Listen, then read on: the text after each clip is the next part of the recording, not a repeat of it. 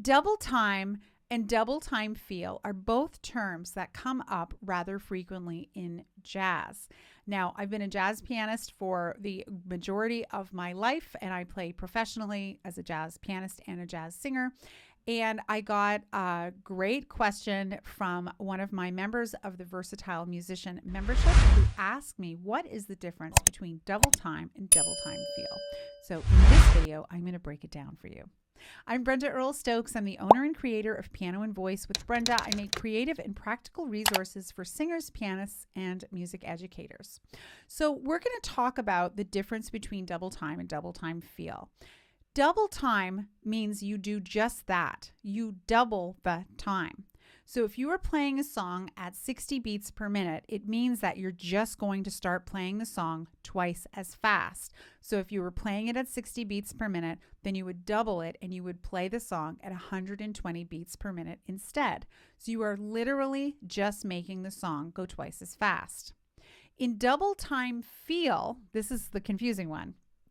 You double the speed of the accompaniment, but the chords continue to change at the same rate.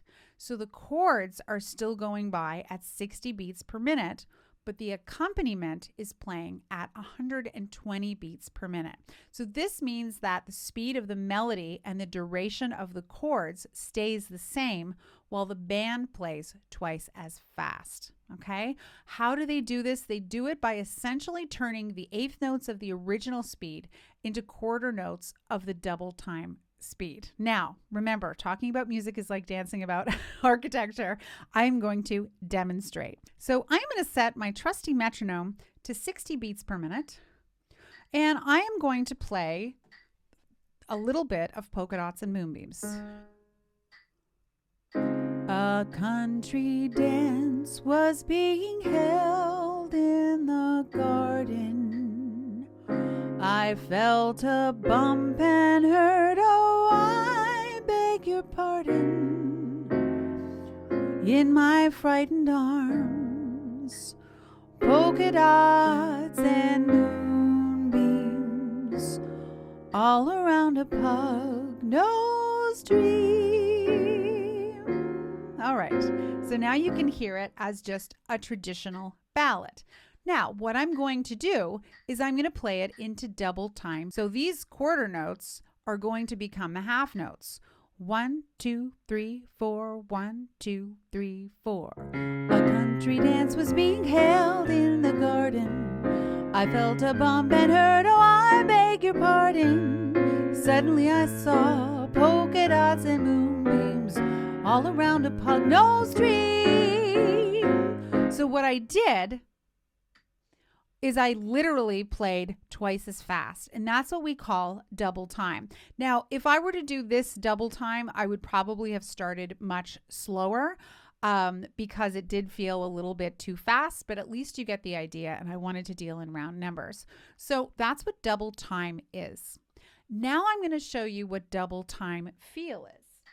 So double time feel means that the melody is going to stay the same, but the accompaniment is going to go twice as fast. So 2, 1, 2, 3. A country dance was being held in the garden. I felt a bump and heard, oh, I beg your pardon. Suddenly I saw polka dots and moonbeams all around a pug-nosed dream. So you can hear the tempo feels faster, but the melody isn't any faster.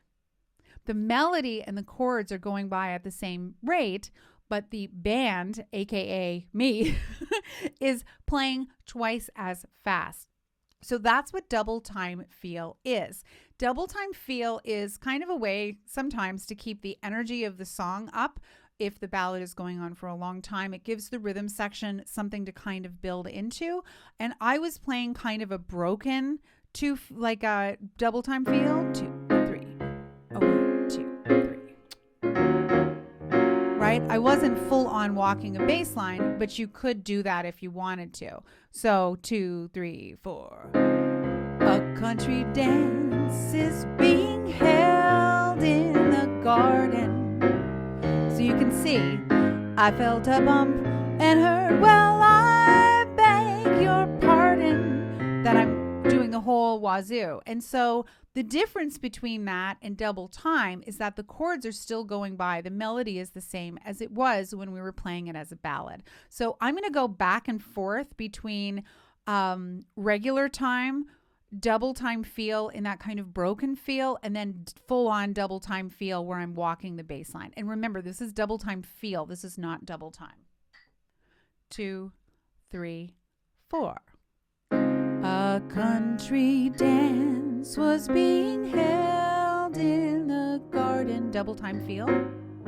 I felt a bump and heard, well, I beg your pardon. Full double time feel. Suddenly I saw polka dots and moonbeams all around a pug-nosed dream. Now I'm in regular again. The music started, and was I the perplexed one? This is a broken double time feel. I held my breath and said, may I have the next one? Suddenly I saw a polka dots and moonbeams all around a pug-nosed dream. So what I was doing there is I was going between regular ballad feel, double time feel in kind of the broken way where I wasn't full on ding, ding, ga-ding with the walking bass line. And then I would go into full double time feel. And the only difference between double time feel like broken and double time feel like full is what I'm calling it, is that I'm just walking the bass line full out. Okay. I don't always love when the band does this. Double time feel can be fun if it stays broken. I don't love full on double time feel all the time. It can be a little annoying. So you can see what the difference is between double time and double time feel. Double time, you literally just play twice as fast. And I frequently heard this. I think the way that this works best, double time, is if you're playing a slower song and you want to do one of those real blistering arrangements where it like goes into full double time and then you're like really, really fast, ding, ding, ding, ding, ding. I think double time sounds really great for that, and playing between like regular time, the slower version, and going into double time at like a blistering speed. Double time feel is something that the rhythm section can kind of throw into a ballad from time to time, because again, you're not changing the form of the song. There are the same, you know, the beats are all the same length. It's just the rhythm section is articulating twice as fast, even though the chords and the melody stay the same. I hope this video was helpful for you. If you have any more jazz questions, if you were jazz curious, if you were sort of playing around in jazz and you have some questions, leave them below. Leave a like for this video while you're at it. Subscribe to the channel while you're at it. Come on, people. I have post all kinds of videos up here on YouTube a couple of times a week. I cover all kinds of piano skills, things that are jazz specific. I do different pop and jazz arrangements, and I teach you how to play, and lots of great musicianship and other tools and resources for, you know, cool musicians like you. If you want to know more about my work, you can check out my website, pianoandvoicewithbrenda.com. There you will find just gobs of terrific resources, and you can learn more about my online membership, which is called the Versatile Musician. It's an all-in-one place where you can learn jazz, improvisation, piano skills, self-accompaniment, musicianship, solfege, you name it. There's almost 400 video lessons up there, 500 pages of print material, and lots of live support from me personally. Not some stranger, but from me. Thank you so much for watching. I hope this was helpful, and happy practicing.